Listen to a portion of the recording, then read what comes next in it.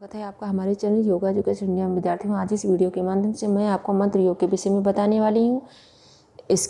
यह कितने प्रकार से इसकी साधना की जा सकती है, यानी मंत्र योग की साधना कितने प्रकार से की जा सकती है, यह क्या है, इसका अर्थ क्या है, इसकी परिभाषा क्या है, ये सभी मैं आपको बताने वाली हूँ। तो ध्यान से समझना, यह आपके परीक्षाओं में अति उपयोगी साबित होने वाला है। यह वीडियो बगैर स्किप किए पूरा वीडियो जरूर देखिएगा। सबसे पहले आप मंत्र योग के विषय में जानें। विद्यार्थियों, मंत्र योग में साधक मंत्रों का जप करते हुए साधना करता है। मंत्र योग में क्या करता है साधक? मंत्रों का जप करते हुए साधना करता है। मंत्र योग में मंत्र, शक्ति एवं तेज रूप शब्द है। मंत्र योग में मंत्र, शक्ति एवं तेज रूप शब्द है, जिसमें आध्यात्मिक जागरण के रहस्य भरे हुए हैं। मंत्र योग में मंत्रों के द्वारा साधक साधना करता है, जप करते हुए साधना करता है, और इसमें क्या है, क्या क्या है? मंत्र, शक्ति, तेज रूप शब्द हैं, जिसमें आध्यात्मिक जागरण के रहस्य भरे हुए हैं। इधर समझे, राइट साइड में। सबसे पहले यह जाने, मंत्र योग बहुत ही सरल है, कठिन नहीं है। मंत्र योग बहुत ही सरल है। इसके माध्यम से, यानी मंत्रों के उच्चारण के माध्यम से भवसागर पार उतरना है। यानी यह जो जीवन मरण है, इन सबसे छुटकारा पाना है, मुक्ति पाना है, मोक्ष पाना है। मंत्रों के उच्चारण से, यानी मंत्रों के माध्यम से भवसागर से पार उतरना है। और मंत्र योग में जब यानी अब मंत्र योग में, अब दिमाग में आएगा ना कि फिर भाई क्वेश्चन बनता है दिमाग में कि समाधि इससे कैसे लगेगी फिर। तो देखो, ध्यान से समझना। मंत्र योग में जब भीतर में स्वतः होने लगता है तो वहाँ समाधि की स्थिति प्रकट हो जाती है। मंत्र योग में, यानी समाधि कैसे जो है लगती है? मंत्र योग में जब भीतर में स्वतः, यानी मनुष्य के भीतर में जब जप रहा है व्यक्ति, धीरे धीरे निरंतरता करते करते यह स्थिति उत्पन्न होती है। जब भीतर में स्वतः होने लगता है तो वहाँ समाधि की स्थिति प्रकट हो जाती है। अब चलिए आगे समझते हैं। विद्यार्थियों, इन मंत्रों के स्वर में क्या होता है? एक विशेष कंपन होता है। जो मंत्र का उच्चारण करते हैं, आप सभी ने नोट किया होगा, एक विशेष कंपन होता है जो आत्मचेतन की भूमि को स्पर्श कर उसे जागृत करता है। इन मंत्रों के स्वर में जो मंत्र का उच्चारण होता है, उसमें एक विशेष कंपन होता है, यानी कंपन जैसा महसूस होता है, कंपन होता है जो आत्मचेतना की भूमि को स्पर्श कर देता है, स्पर्श कर उसे जागृत कर देता है, उसे जगा देता है। अब जप और मंत्र अलग अलग समझ लें। जप मंत्रों के बार बार दोहराने की क्रिया को क्या कहते हैं? जप कहते हैं। मंत्रों के बार बार दोहराने की क्रिया को जप कहते हैं। अब मंत्र की परिभाषा नोट कर सकते हैं। मननाथ जायते इति मंत्र। मननाथ जायते इति मंत्र मतलब जिसके मनन से जन्म मृत्यु से छुटकारा मिल जाए वही मंत्र है। मननाथ जायते इति मंत्र। अगला देख लें, मनः त्रायते इति मंत्र। मनः त्रायते इति मंत्र यानी मन को तारने वाला, जो मन को भवसागर से पार करा दे। किसको तारने वाला? मन को तारने वाला, जो मन को तारने वाला, जो मन को भवसागर से पार करा दे। तो ये आपने मंत्र की परिभाषा समझ ली। मननाथ जायते इति मंत्र। नेक्स्ट, मनः त्रायते इति मंत्र, यानी कुल मिला के भवसागर से पार करना ही है। अब मुख्य रूप से मंत्र योग या जप साधन के कितने प्रकार हैं? तो 14 प्रकार के हैं, यानी 14 प्रकार के हैं। तो चलिए देखिए कौन कौन से हैं। पहले नाम देख लें। नित्य जप, नैमित्तिक जप, काम्य जप, निषिद्ध जप, प्रायश्चित जप, चल जप, अचल जप, वाचिका जप, उपांशु जप, मनस्थ जप, अखंड जप और प्रदक्षिणा जप, भ्रमर जप। अब इनके विषय में मैं थोड़ा एक एक पॉइंट समझा दूं तो आपको याद रहेगा। नित्य जप विद्यार्थियों प्रातः काल एवं सायकाल में गुरु द्वारा उपदिष्ट, जो गुरु द्वारा मंत्र जो उपदेश में दिया जाता है, यानी जो गुरु से हमें शिक्षा प्राप्त होती है, उन मंत्र का जप नित्य प्रतिदिन करना चाहिए। वो या करते हैं, या जिन मंत्रों का आप नित्य प्रतिदिन उच्चारण मनन करते हैं, यानी उच्चारण करते हैं, जपते हैं, उनको नित्य जप के अंतर्गत रखा जाता है। अब नैमित्तिक जप कौन से हैं? विशेष पर्व पर जो जपे जाते हैं, यानी जैसे आध्यात्मिक मुहूर्त कोई हो, पूजा के अवसर पर हो, जैसे दीपावली, दिवाली, इन सब से होते नहीं है, विशेष पर्व पर जो जप किए जाते हैं मंत्र, वह नैमित्तिक के अंतर्गत आते हैं। और काम्य जप क्या है? मन में किसी विशेष की कामना की इच्छा, यानी इच्छा अथवा कामना की पूर्ति के लिए जो जप किए जाते हैं, यानी इच्छाओं की पूर्ति के लिए किए जाते हैं, वे काम के अंतर्गत आते हैं। और निषिद्ध जप किसी अनाधिकारी गुरु से, यानी जो अधिकारी गुरु नहीं है, मतलब जो उसके लायक नहीं है उस मंत्रों के, और सीखा मंत्र या मिश्रित मंत्र या गलत ढंग से प्रस्तुत करना, या हानि या लाभ, या अपना दूसरे का हानि या किसी का लाभ, हानि लाभ में जो किए जाते हैं वो निषिद्ध मंत्र होते हैं। गलत ढंग से प्रस्तुत करना, मिश्रित यानी सही ज्ञान, यह मंत्र जो गलत ढंग से प्रस्तुत करते हैं, तो इसमें तो कुछ अज्ञानी लोग जो गलत नहीं नॉलेज होते हैं, वो भी इसी कैटेगरी में आते हैं।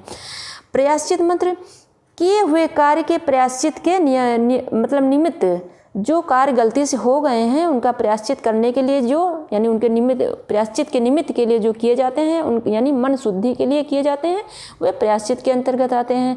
और चल जप के क्या हैं? चलते हुए, खड़े हुए कार्य को करते हुए जो जप चलते रहते हैं उसे चल जप कहा जाता है, यानी चलते फिरते वाला जप। और अचल किसी आसन पर स्थिर पूर्वक बैठकर जप करना अचल जप कहा गया है।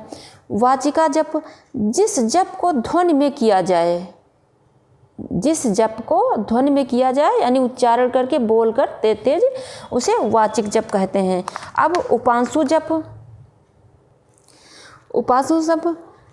होठों से बुदबुदा कर, यानी आवाज़ दूसरे को नहीं सुनाई पड़ती है। जैसे मंत्र आपने देखा होगा ना, बुद जो है मंत्र जपते रहते हैं लोग, जिस मंत्र का जप किया जाता है उसे उपांशु जप कहते हैं, जो होठों से बुदबुदा कर किया जाता है।